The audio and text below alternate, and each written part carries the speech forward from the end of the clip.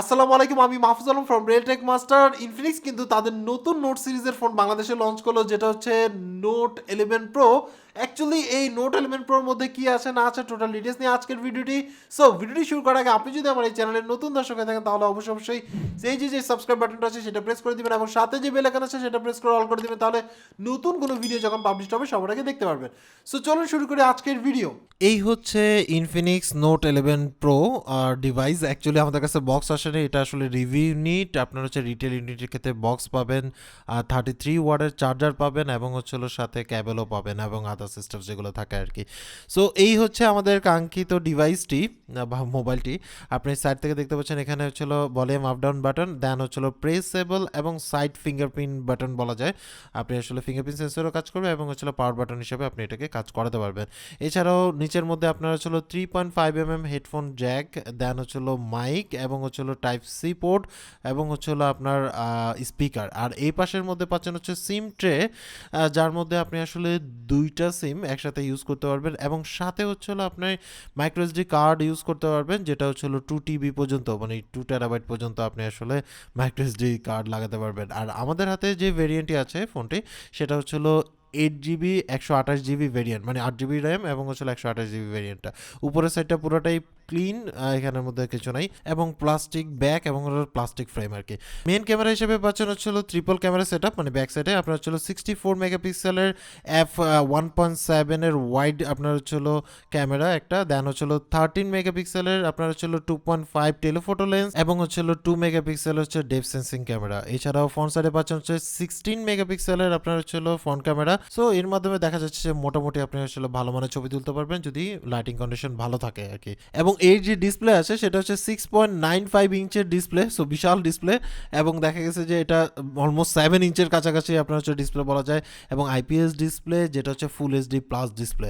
এবং এর মধ্যে যে রিফ্রেশ রেট আছে, মানে এটা আসলে একটা ভালো হাইলেস ফিচার বলা যায়। 120 হার্জের আপনার হচ্ছে রিফ্রেশ রেট পাবেন আপনার যেই ডিসপ্লে আছে সেটা, এবং এই ক্ষেত্রে টাচ রেসপন্স পাবেন হচ্ছিল 180 হার্জ, মানে 180 হার্জের আপনার হচ্ছে টাচ স্যাম্পল রেট।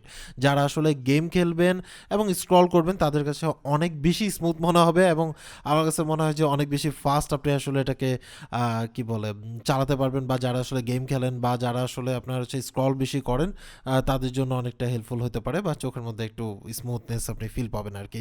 সো এখান থেকে অ্যাবার্ডে চলে আসলাম। এখানের মধ্যে তাদের যে ওএস আছে সেটা হচ্ছে এক্স ওএস ভার্সন হচ্ছিল 10, এবং এর মধ্যে আপনি অ্যান্ড্রয়েড আপনার হচ্ছে 11 পাচ্ছেন আউট অফ দ্য বক্সই। সো এটা নাইস টু সি, মোটামুটি লেটেস্টই বলা যায় অ্যান্ড্রয়েড ভার্সন, কারণ ম্যাক্সিমাম ক্ষেত্রে 11ই আসলে অ্যাভেলেবেল। এছাড়াও পাওয়ার বাইরে আপনার হচ্ছিল হিলিও G96 আপনার হচ্ছিল প্রসেসর ইউজ করা হয়েছে, তার মানে মোটামুটি ভালো আপনি আসলে পারফরমেন্স পাবেন ডে টু ডে লাইফে। এবং এর মধ্যে আপনার 8 GB মানে র্যামের সাথে প্লাস হচ্ছে 3 GB আপনার হচ্ছে এক্সট্রা পাবেন হচ্ছে স্টোরেজ থেকে নিবে আর কি। সো এতে দেখা যাচ্ছে যে আপনি আসলে 8 GB 9 10 11 GBর মতো আপনার আসলে একটা যে আপনার র্যাম আছে সেরকম একটা পারফরমেন্স পাবেন। ইটস ডিপেন্ড করে, যখন দরকার হবে তখন আসলে 3 GB এক্সট্রা নিয়ে নিবে। এবং আপনি ডেইলি টাস্কিংয়ে তেমন একটা ল্যাগ ফিল করবেন না, যদিও একটা হেভি সফটওয়্যার দেওয়া, মানে এক্সওএসটা আমার কাছে একটু হেভি মনে হয়, বাট ডেইলি টাস্কিংয়ে তেমন একটা প্রবলেম আমার কাছে মনে হয় না ফেস করবেন। এবং দেখা গেছে যে এর মধ্যে কিন্তু আপনার হচ্ছিল স্টোরেজ হিসাবে ইউএফএস আপনার হচ্ছে 2.2 স্টোরেজ ইউজ করা হয়েছে ইন্টারনাল স্টোরেজ হিসেবে, যেটা হচ্ছে 128 GB, যাতে দেখা গেছে যে আপনি রিড রাইটিং স্পিডটা অনেক ভালো পাবেন। এতে দেখা গেছে যে পারফরমেন্সটাও আপনি আসলে অ্যাভারেজলি যদি চিন্তা করতে চাই নর্মাল ফোন থেকে একটু বেটার পাবেন আর কি। সো এটা কিন্তু একটা ভালো দিক। এছাড়া হচ্ছে মাল্টিটাস্কিংয়ের ক্ষেত্রে আমরা আসলে তেমন একটা প্রবলেম ফেস করিনি, যদিও আমাদের জাস্ট হচ্ছে 4 দিনের এক্সপিরিয়েন্স বলতেছি। এছাড়াও ক্যামেরার মধ্যে আপনি অনেক বিভিন্ন অপশন পেয়ে যাবেন, এআই ডিটেকশন থেকে শুরু করে, এছাড়া আপনি আসলে 30x পর্যন্ত আপনার হচ্ছে জুম করতে পারবেন। সো বুঝতে পারছেন ডিজিটালি জুম অনেক বিশাল মানে জায়গা জুম করে আনবেন, বাট এটা আসলে রিয়েল লাইফে তেমন একটা কাজে লাগে না। ইটস ডিপেন্ড আসলে, বাট আমার কাছে মনে হয় যে এটা একটা ফিচার আর কি, ফিচার হিসাবে ধরে নিতে পারেন। এছাড়াও আপনার এর মধ্যে আপনি আসলে 2K পর্যন্ত ভিডিও রেকর্ড করতে পারবেন, এবং হচ্ছে আমি কিছু পিকচার স্যাম্পল দিচ্ছি। সো দেখতে পাচ্ছেন ক্লাউডি ডে ছিল আজকে সারাদিন, সো ওই আজকের ডেতেই আসলে ছবিগুলো তোলা হয়েছে আনফর্চুনেটলি। এবং আমার কাছে মনে হয় যে একটু ভালো লাইটিং কন্ডিশনে যদি আপনি ছবি তোলেন, আপনার হাতের উপর ডিপেন্ড করে। যদি আপনি সেন্সরগুলো শিফট করে করে যেটা দরকার যখন যেটার জন্য সেটা শিফট করে এবং একটু ক্যালিব্রেট করে যদি আপনি ছবি তোলেন তাহলে সেক্ষেত্রে মোটামুটি ভালো কালার রিপ্রোডাকশন করতে পারবেন এবং হচ্ছে ভালো ছবি তুলতে পারবেন। সেই ক্ষেত্রে অনেক সময় দেখা যায় যে ফোকাস ডিফোকাসের প্রবলেমটা আসলে এরকম না, আপনার হচ্ছিল যখন আপনার সেলফি তুলবেন সেই ক্ষেত্রে যদি আপনি পোর্ট্রেট তোলেন আউটডোরে অনেক ক্ষেত্রে দেখা যায় যে হালকা পাতলা চুলগুলো ব্লার হয়ে যায়, আদারওয়াইজ হচ্ছে আমার কাছে তেমন কোনো প্রবলেম মনে হয় না। এছাড়াও সিকিউরিটি সিস্টেম হিসেবে আপনার হচ্ছে ফিঙ্গারপ্রিন্ট সেন্সর এবং মোটামুটি ইনস্ট্যান্টই এবং প্রত্যেকবারই কিন্তু হচ্ছিল আনলক হচ্ছিল।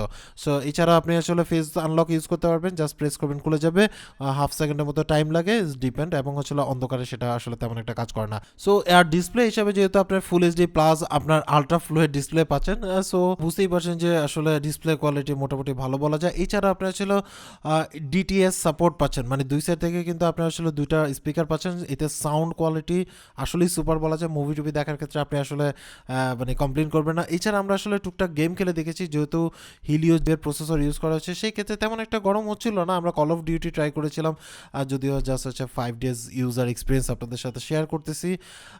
আমার কাছে মনে হয়েছে যে it's okay, software optimise is okay, and price point যদি চিন্তা করি তাহলে সেই ক্ষেত্রে ওকে, এবং দেখা গেছে যে আপনি কিন্তু স্ক্রিন শেয়ার করতে পারছেন এবং আপনার ব্যাটারি ব্যাকআপটাও আসলে বেটার পাবেন, যেহেতু 5000 mAh এর ব্যাটারি।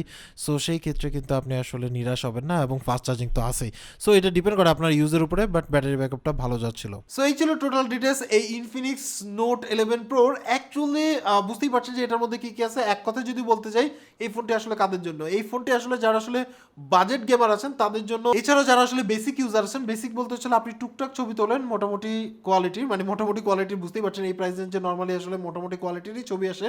সো সেটা করতে চান এবং আপনি আসলে মিডিয়া কনজিউম করতে চান, তাহলে সেক্ষেত্রে বিকজ অফ হচ্ছে এর যে স্পিকার আছে সেই স্পিকার থেকে কিন্তু বেটার সাউন্ড পাবেন, যেহেতু 120 Hz আপনার আসলে ডিসপ্লে পাচ্ছেন।